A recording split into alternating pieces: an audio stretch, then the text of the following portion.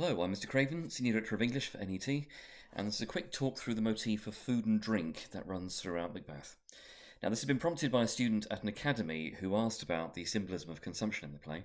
I'm not going to name them, but you know who you are.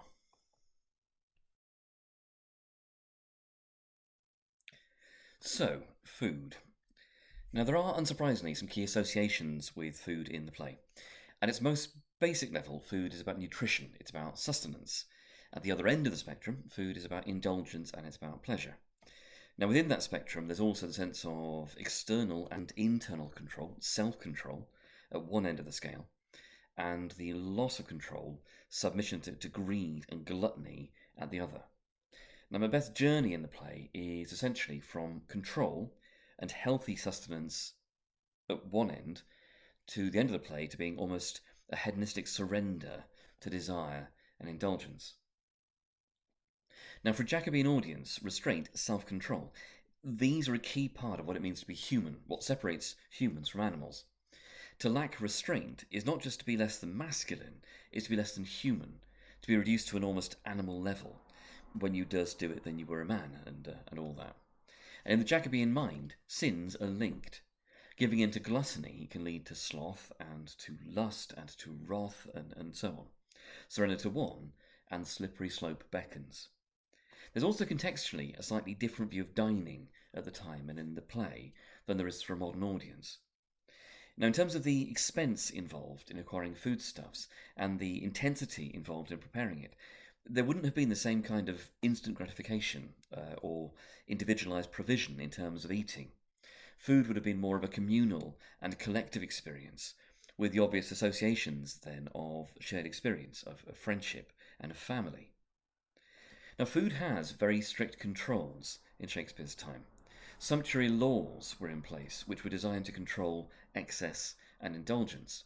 They governed clothing, they governed food in terms of the type of food, the quantity, the frequency, and also other areas associated with pleasure.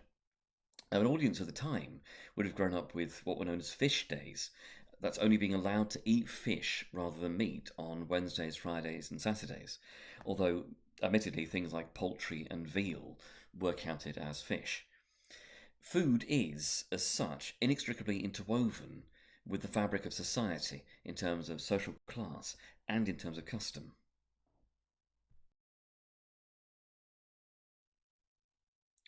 Now, food in the play seems to fulfill a set of specific purposes as an image. Now, firstly, there's the sense of food imagery representing normality. Macbeth speaks in Act 2, Scene 2 of sleep as being great nature's second course, chief nourisher in life's feast. The idea there is that sleep is the main course, the most meaningful, the most filling, the most nourishing part of the meal. And in sleep there are dreams, a sense that those fictions, those narratives, are an essential source of spiritual refreshment and of nourishment for people. Now, this connection between sleep and food as an image is also clear in Act 3, Scene 2. That's in Macbeth's intention to let the frame of things disjoint, both the worlds suffer, if we will eat our meal in fear, and sleep in the affliction of these terrible dreams. Now, food there is part of the routine rhythms of normal life, just as is sleep. It's an essential part of an individual's existence. In addition, though, Macbeth is prioritising his own desire to eat our meal without fear and to sleep without the affliction of these terrible dreams. It's self-centred. It's not simply functional, but it's a conscious assertion of self-centredness. And as mentioned earlier, food can also be seen as a source of pleasure and indulgence. Now, the first witch in Act 1, Scene 3 talks about the chestnuts that the sailor's wife munched and munched and munched. Now, these are not an essential source of nutrition. It's not like the witch is starving. What they are is a potential source of pleasure, and more than that, they're an exertion of control. And that's why the witch's treatment of the sailor's wife's husband, the sailor, is so extreme. As a more positive image, Duncan praises Macbeth in Act 1, Scene 4, with the comment that, in his commendations, I am fed. It is a banquet to me. That's moving beyond simple nutrition, beyond the purely functional, to pleasure, and collective pleasure at that. And for an audience at the time, hearing of feasts for nobility and for livery companies that could last 2 to 3 days, There's an enormity to the scale of that image that we perhaps lose when we hear it now. The language also reinforces Duncan's generosity. And there is clearly a link between the communal provision and experience of food and drink, the banquet, and also the rewarding and the affirmation of loyalty. Now, that's obviously the reason for the feast in Act 3, Scene 4, gathering together the Thanes for a collective and celebratory experience, and thereby securing and or rewarding their loyalty. As Lady Macbeth notes, to feed were best at home. She means that eating simply for the sake of eating, as a functional activity, is easiest at home. And what that means is the source to meat is ceremony. It's the group experience and the sharing of the rituals of food and drink that provide the additional flavour, the dressing or the seasoning, that change eating from just being functional to being pleasurable. The difficulty is that there's a social contract to hospitality, and it's based on mutual trust, on the respecting of guest rights, on loyalty. Now, as we know from Macbeth's soliloquy in Act 1, Scene 7, Duncan was at the castle in double trust. Macbeth was his kinsman, his subject. Duncan was Macbeth's guest. Now, Macbeth's feast, the communal celebration of mutual loyalty and trust, is entirely disrupted by Banquo's ghost, by Macbeth's guilt, and that's at least partially by his earlier betrayal of Duncan. Macbeth has separated himself. He's isolated himself from the social networks that he earlier functioned within.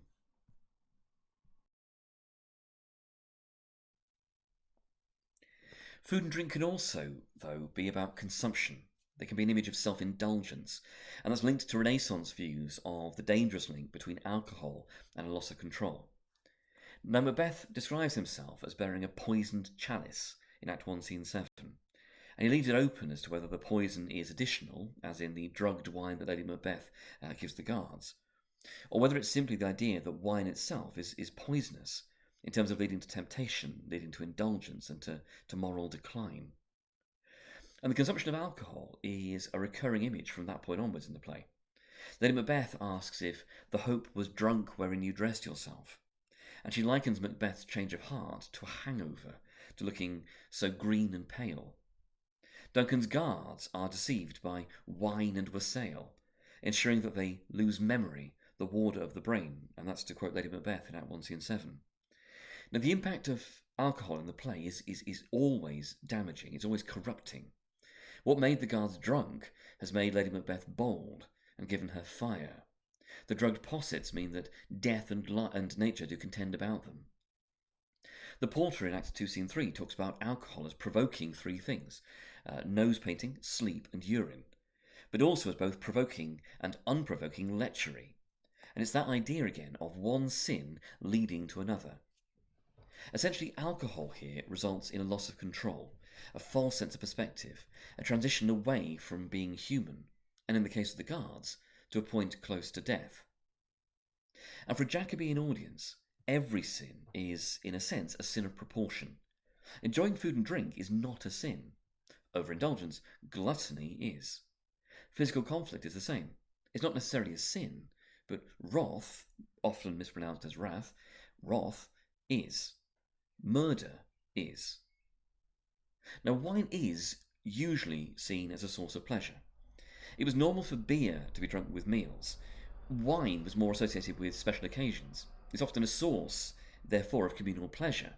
But it's also got connotations of sacrifice and death through the associations with the Eucharist, with the Christian communion ceremony, in which the blood of Christ is consumed. Symbolically consumed for the 17th century audience, more literally consumed in the earlier Roman Catholic traditions. Now, Macbeth, in a partially unguarded moment in Act 2, Scene 3, comments that the wine of life is drawn. That's the wine of life, the pleasure in life, but also more literally, Duncan's blood has been drained, has been used up, and all that's left is the dregs, the lees, as well as an empty vault. Now, the vault in that image is Duncan's body, drained of life, drained of blood, but it's also life itself. Now, that foreshadows the range of images used in Act 5, Scene 5 regarding the empty pointlessness of life. The tale told by an idiot, the walking shadow, the brief candle, temporary things that barely seem real and are then gone. Now, the idea of consumption, of the devouring, of the internalising of something, is also relevant throughout the play. Banquo wanders in Act 1, Scene 3 whether they have eaten on the insane route that takes the reason prisoner. Duncan's horses in Act 2, Scene 4 are said to eat each other. That's a disruption of normality, an act of absolute sin and deviance in terms of selfishness, and also the absolute taboo regarding cannibalism. But it's closely focusing on the devouring of something. It's the same image used by Macbeth in Act 4, Scene 1, when he talks about being willing for the yesty waves to confound and swallow navigation up. And also when the first witch pours in sow's blood that hath eaten her 9 farrow. Now, the images here are of consumption without creation, of the selfish willingness to devour and destroy. It's linked also to Macduff's discussion with Malcolm in Act 4, Scene 3. Macduff talks about lust in terms of the desire to devour so many, and likens Malcolm to being a vulture, a disgusting scavenger in terms of the beliefs of the time, who feeds off flesh. And again, think about the sins of proportion. He's conveying the sense that giving in to lust is a moral failing, a sin, yes, but also that it's about selfish acquisition, and that it's a slippery slope. To surrender to a loss of self-control, to lust here, is to give in to desire. It simply exacerbates the problem. As Malcolm points out in Act 4, Scene 3, my more having would be as a source to make me hunger more. And Malcolm here, notice, is using food as an image to present himself as having the same faults as Macbeth, admittedly for a very, very different reason. Now, in this sense, it's appropriate that Macbeth also uses the motif of consumption to describe his emotional state in Act 5, Scene 5. He has almost forgot the taste of fears because he has supped full with horrors. He's surrendered to his selfish desires to the point of sickness. He's overindulged in the committing and the commissioning of horrors to the point of losing any sense of emotional response, not just pleasure, but fear, anything. It's a character who has surrendered to his selfish desires, who has lost self-control, and has therefore lost everything. Perhaps he should indeed have simply turned the ingredients of his poisoned chalice to his own lips.